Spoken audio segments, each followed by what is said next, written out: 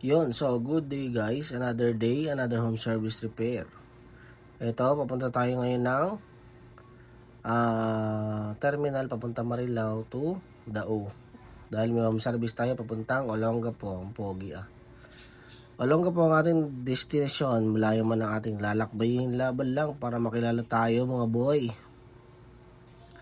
Hindi biro tong biyahin to, North Caloocan to Olongapo. Pero dahil tiwalang binigay ng client natin, tara, punta natin yan.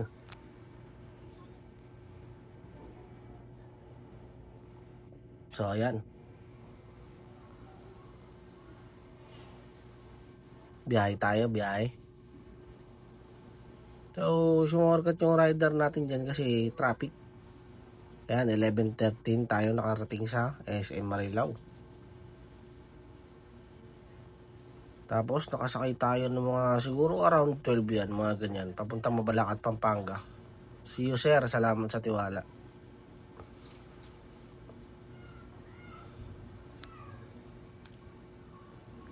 So, yan. Magka-transmission tayo. Tapos, and then, ayan. So, guys, nandito na tayo sa Dao. Sasakay na ako papuntang Olongapo. Medyo gutom pa ako niyan. Yung nakalain mo yun, 9 AM ko umalis ng bahay namin. 2:30 kakadating ko pa lang ng Olongapo. Aray mo. Sobrang init pa niyan. Tapos sabayan pa na sobrang init, medyo gutom na ako po. Ayan. Sa salita ako, di maintindihan. Pero naghahanap ako ng tricycle niyan, mga utol. Hindi ko siya makita kasi bago lang ako dyan eh. Ayan. Tanong ako ng tanong dyan. Para ako nagbibideo na ako, kunwari vlogger. Vlogger yarn. And then, ayun. Naka-arrive ako ng 3:10 PM. Kila sir. Sa haba-haba ng biyahe, nakarating din ako ng safe. Salamat Lord.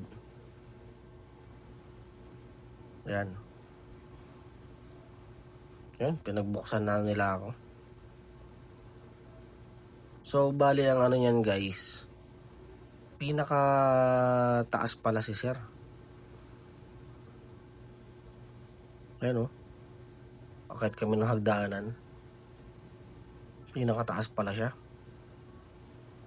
Pagod na sa biyahe. Pagod pa sa akyat. Aray. Agay.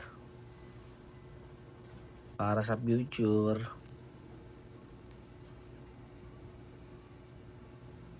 So, yun. Nakarating na kami. Sabi dyan ni ate, tatawagin lang daw niya. Yan. Lumabas na si sir. Yan yung laptop niya. Yan nga pala yung nasundot niya guys. Nag-attempt siya na tanggalin yung LCD. Pero na-damage niya. Ayan, kung mapapansin nyo may black line. Pero pag hinihinaan mo yung brightness, okay. So yan, natanggal na natin yung LCD.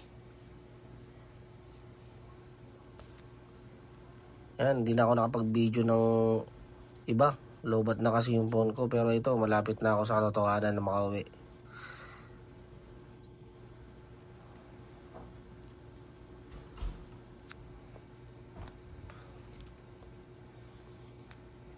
Yun.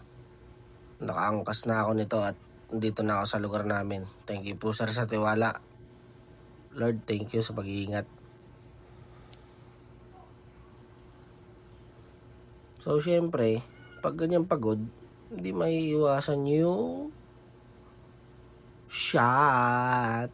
Agay, finally home. See you soon, sir. Salamat sa tiwala.